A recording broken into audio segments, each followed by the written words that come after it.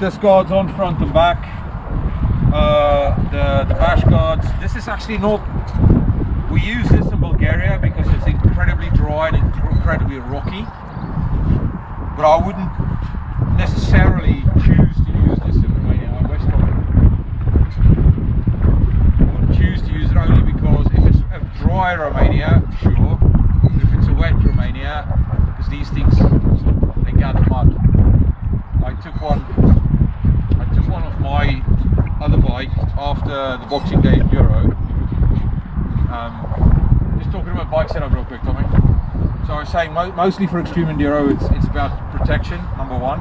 So the disc guards front and back, they help a lot because you go through rocks and stuff and it smashes you or bends your front rotor.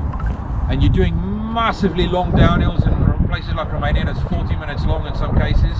You get down the bottom, your rotor is super hot, it bends easy.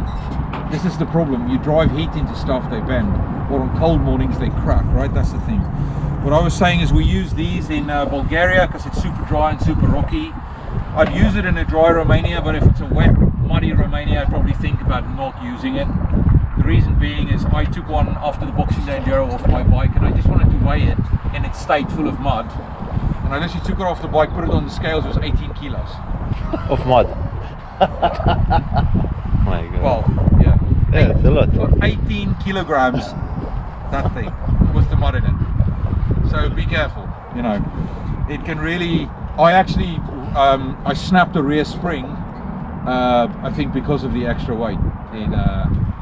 My coils snapped and went into one another at the Boxing Day Enduro. So I didn't finish the race, but got done 9 laps and that was done. The other big thing that we do is we do run wraparounds. I know some people are like about this or that about wraparounds, you know. I think your likelihood of breaking a clutch lever or breaking a clutch perch is 100-fold what it is you hurting your wrist on them. So we run them on all bikes. The only reason they're not on my bike is because I haven't had time to fit it, but they'll be going straight on. I have them. And then the next big thing is the height of the bike. Now this is Jake's bike, obviously he's lighter, but all my bikes are so that I can sit flat-footed on the bike. I'll make sure that I can. Really flat-footed. Yeah. So he's carrying a bit of extra baggage. So I'm 6 foot, but I still put a spacer inside my rear shock, and I'll put about a 5mm spacer in, which makes about a 25mm difference at the back, roughly, maybe a bit less. It is huge when you're on the back wheel a lot, and you're trying to get your feet down. It's huge, and I'm going to be talking to you a lot about where you're sitting. You'll be surprised how people aren't sitting as far back as they can in some cases, especially shorter guys. They sit far back, and now this feels weird because they're like this. But you want to get to a point where you're really comfortable, you're relaxed, you know where the end of the seat is when you're sitting down. The other big thing that makes a huge difference is turning circles. So these bolts here, we take the nuts out, we cut the bolts and we push them in so that you get as much lock on your bike as you can. When you're trying to get around steep little sections and you're trying to maneuver the bike, turn the bike around in a weird place, that is unbelievably useful. And you'll see we'll go, hopefully later on we'll go around extreme knitting. Extreme knitting has got some really tight corners. There's tight corners where even at full lock you can't get round, and so we use other little special techniques like if you drag your rear brake while you're doing a full lock turn, your bike actually turns a much smaller circle. And so we'll look at that a little bit. Engine characteristics, we kind of run our engines pretty soft. We generally run on the soft map. I can see Jake's is on the hard map. That's probably me messing around a bit, but the soft map is a bit more torquey. It is subtle, but it wears you out less if you're riding for 6 hours, 8 hours a day, and it finds grip a bit better on off cambers and things like that. The other one, generally when I go start doing jumps and stuff, I'll flick it onto the hot map because it just has a bit more go. That's the cable plugged in, it's the soft one. Yeah. No, I think if it's closed, it's on. Oh, okay. So I think, yeah, I believe when the cable's closed, when it's open, or is it the other way around? Google. We'll have to check the manual. Yeah. I don't know.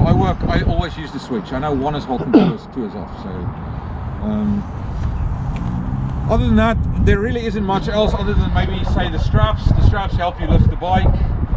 It's useful to develop new ways and good ways of lifting the bike. Don't always try and be hero and lift it.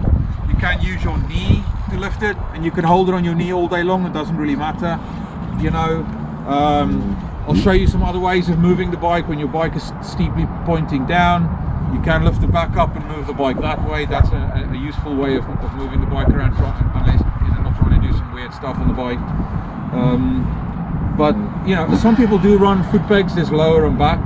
I have them. They're in the car. I've stopped using them a bit because in the deepest, darkest winter months in Wales, all you end up doing is dragging foot pegs and getting stuck. So I've gone back to my normal enduro pegs. I did even on the previous bike. I've got the standard pegs on.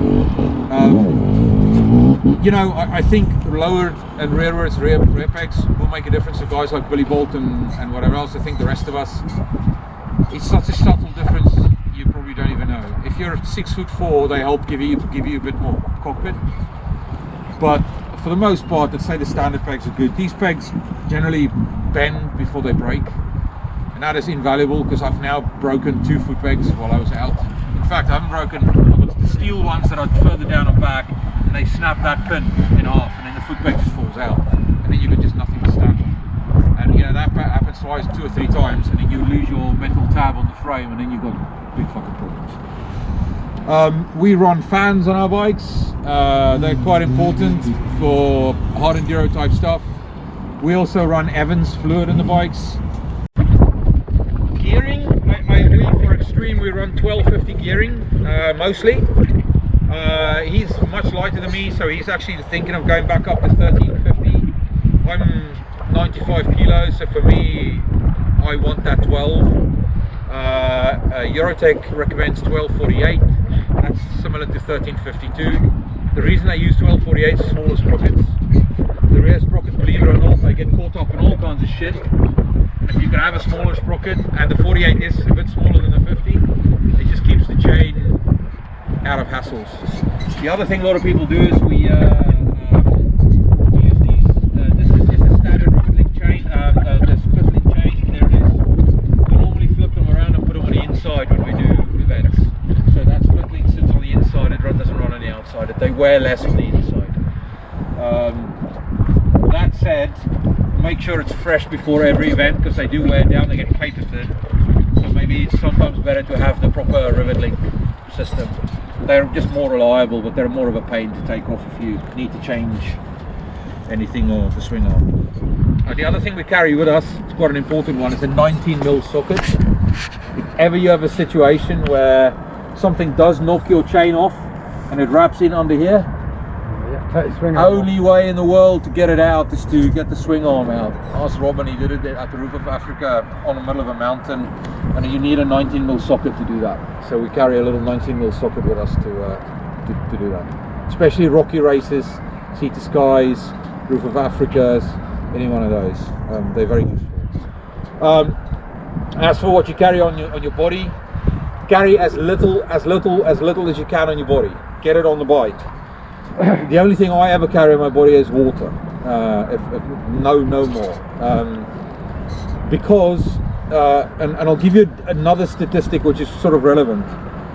3-4 years ago, me and my wife climbed the 3 peaks, and I wanted to know if I should use walking sticks. Never used walking sticks in my life. I thought they're a bit, you know, for old people.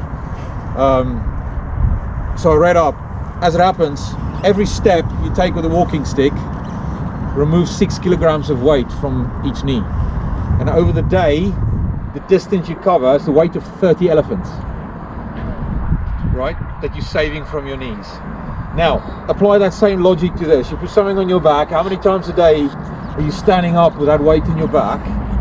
And then multiply that by the 4 days that you're doing. You're probably lifting 20 elephants over the period of 4 days every time you get up. Think about how many times you're on the bike, right, and you're going along the camber.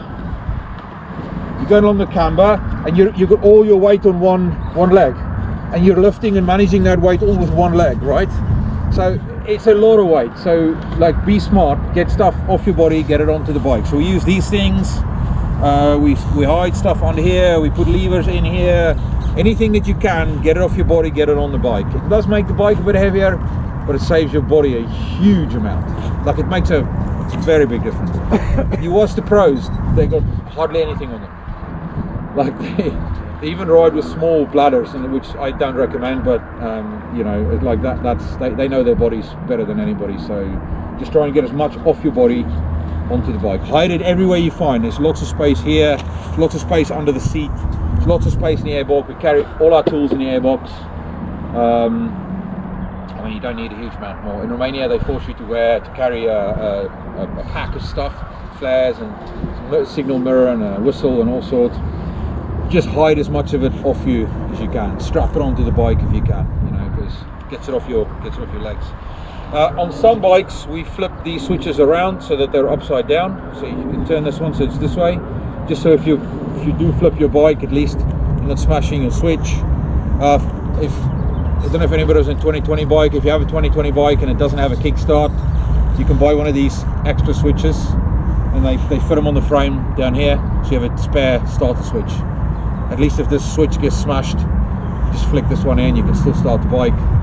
I've had a kickstart fitted to mine because I prefer that, but you know, with a fan, with these digital fans, the other thing, this is a digital fan. It has the little digital display. You can change where the temperature comes in, where the fan kicks in. Don't mess with it. I have, and it's bad. It comes on at 95 and it switches off at 91, or it's meant to. Those are sort of the rough numbers. If you make it come in any earlier, your fan will run a lot, and then it flattens your battery. And if you're on a pre-2020 bike, that's fine, but on a post-2020 bike, they have a fuel pump in the tank with no power. There's nothing that pushes fuel through the system. You're fucked. You can't kickstart the bike. You can't even bump start the bike. They just don't go. And so on the new bikes, Eurotech sell a little capacitor loom that stores a bit of charge. So even worst case scenario, at least with a dead battery, you can still drive the fuel pump and you can still kick it. So you buy the two together, a kickstart kit and that comes fitted to all the factory boys bikes straight from the factory. They all have the little capacitor that runs. Think about your reach and your handlebars as well. We'll look at that today. If I see anybody looking a bit awkward or weird, we may try and move the handlebars a little bit to see. The rest is pretty standard. I don't think there's anything else you need to worry about. Any questions? Oh, this is another useful little thing. This little brake reservoir on the back, especially if you're doing long stream events. They're 20 quid. Stick them on, gives you a bit of extra fluid, a bit of extra cooling. It does help on the downhills. We run generally solid rear discs on our bikes. They're thicker, they last longer, they fade less, and in the mud they're better. That's generally it.